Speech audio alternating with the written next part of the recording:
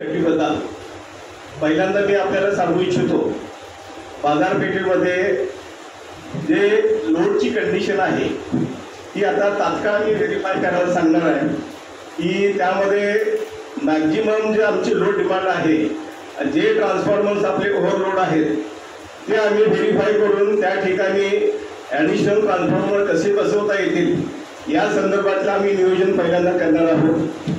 दुसरा मुद्दा असा राहिला की हे सडलेले पोल किंवा सडलेल्या तारा असतील किंवा तुटलेले तार असतील या संदर्भातलं आमचं जे इन्फ्रास्ट्रक्चर आहे हे आम्ही नीट करायचा पहिल्यांदा आम्ही प्रयत्न करू। आम्ही पोल टू पोल वॉकडाऊन सर्वे करू या संदर्भात आणि योग्य ती काळजी परत आपण त्या संदर्भात घेऊ। दुसरा विषय, एकेका पोलवर 10 किंवा 12 15 कंडिशन बाजारपेठेमध्ये आहे। तर टेक्निकली आम्ही कोल्हापूरमध्ये असताना की पोलवर आपण सेक्शन फ्यूजबोर्ड बसवले होते की ज्यामुळं पाऊस जरी पडला तर मॉइश्चर कंटेंट जमा होऊन वीज पुरवठा कमी जास्त होणे किंवा जाणे ह्या गोष्टी होणार नाहीत। तर मी तात्काळ आमचे अतिरिक्त कार्यकारी अभियंता जे आहेत गैरंगोंडा त्यांना सांगेन की सेक्शन फ्यूजबोर्ड बसवण्याचं प्रपोजल त्यांनी तात्काळ तयार करायचं आणि काम सुरुवात करायची आहे। या संदर्भातल्या निधीची काय कमतरता भासणार नाही असं मी आपल्याला ग्वाही देतो। दुसरा विषय राहिला की हे जे अडचणीचे पोल वगैरे जे आहेत शिफ्ट करण्याचा जो विषय आहे तर त्याचाही सर्वे नगरपालिका आणि आम्ही असं कोऑर्डिनेशन करून आम्ही सर्वेक्षण करतो, त्याबाबतच्या निधीची कशी व्यवस्था होईल अशी आम्ही आमदार साहेबांशी चर्चा करून या संदर्भातला आपण योग्य ते निर्णय घेऊ। दुसरा विषय, चिपळूण शहरासाठी एक चिपळूणमधलं शहरातलं सबस्टेशन आणि मुरादपूर सबस्टेशनवर वीज पुरवठा होतो। मुरादपूर सबस्टेशनच्या जागा ही चुकलेल्या याचं बरेच मला वीज ग्राहकांनी सांगितलं। आम्ही ते व्हेरिफिकेशन मी करणार, पर्सनली करणार आणि आजच करणार अलग लक्षात। आणि त्याप्रमाणे ते सबस्टेशन आपण टेक्निकली फिजिबली लोड सेंटरला कसं शिफ्ट करता येईल की ज्या ठिकाणी ज्यामुळं मॉइश्चर कंटेंट काय होणार नाही, वीज पुरवठा खंडित होणार नाही याची काळजी आपण निश्चित घेऊ। या संदर्भातलं ती प्रपोजल तयार करून काय करता येते टेक्निकली आम्ही ते पडताळणी करू। दुसरा विषय, कॉम्प्लेक्सच्या बाबतीमध्ये आपण जर म्हणालात की लोडची कमतरता भासते, जागा द्या किंवा काय वगैरे असे लोक सांगतात, तर मी आपल्याला विनंती करून सांगू इच्छितो की MLCB कट या इन्फ्रास्ट्रक्चर उभा करण्यासाठी नवीन कंडिशनच्या बाबतीमध्ये स्वतः आपण तयार करायचं नाही। MLCB तुम्हाला फ्री ऑफ कॉस्ट तयार करून देईल।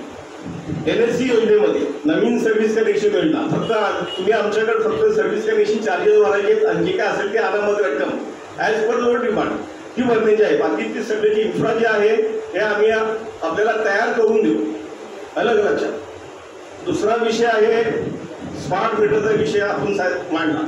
स्मार्ट मीटरचा विषय आमदार महोदयांना माहीत आहे, आमदार महोदयांनी पण विधानसभेमध्ये हा तारांकित प्रश्न उपस्थित केला होता आणि आम्ही ते ऐकण्यामध्ये ते बघण्यामध्ये साक्षीदार आहोत। तर स्मार्ट मीटर हा जो विषय आहे 29,000 करोड रुपयाचा निधी सेंट्रल गव्हर्नमेंटकडे ह्यासाठी उपलब्ध झाला की या भारत देशातले सगळे जी शहरं आहेत किंवा ज्या डिस्ट्रीब्युशन लायसन्सची कंपनीज आहेत त्या ग्राहकांचे मीटर हे हायटेक करण्याचा त्यांचा मानस आहे। याचा उद्देश असा राहील की ग्राहकाला अचूक बिल देणं आपल्याला सोपं जाईल।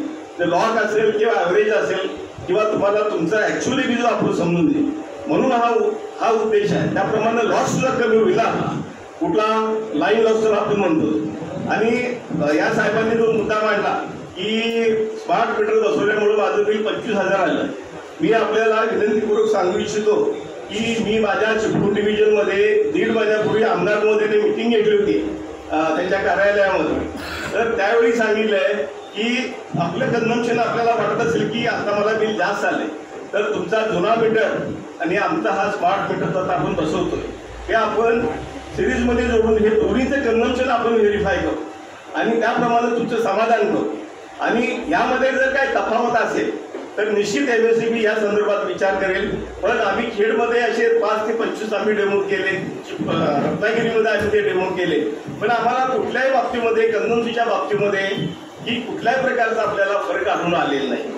की दुसरा जो एक मुद्दा राहिला की कंप्लेंट सेंटरचा आपला जो फोन आहे तो कायम एंगेज असतो किंवा काढून ठेवला जातो। तर मी तुम्हाला सांगू इच्छितो की या संदर्भात मी डिसिजन तर तात्काळ घेतो की त्यांना एक नवीन हँडसेट आता मी ताबडतोब आजच्या परचेस करायला सांगणार, दुसरे सिम त्यांना देणार आणि हे 2 फोन कंप्लेंट सेंटरचे कायम कार्यरत राहतील. हो 2 नका घेऊ, 4 द्या घेऊन. ठीक आहे ना, सुरुवात तर करू साहेब, आपण सुरुवात करू ना. फोन कायम द्यायचे 2 आता एक आहे, सुरुवात तर करूया आपण.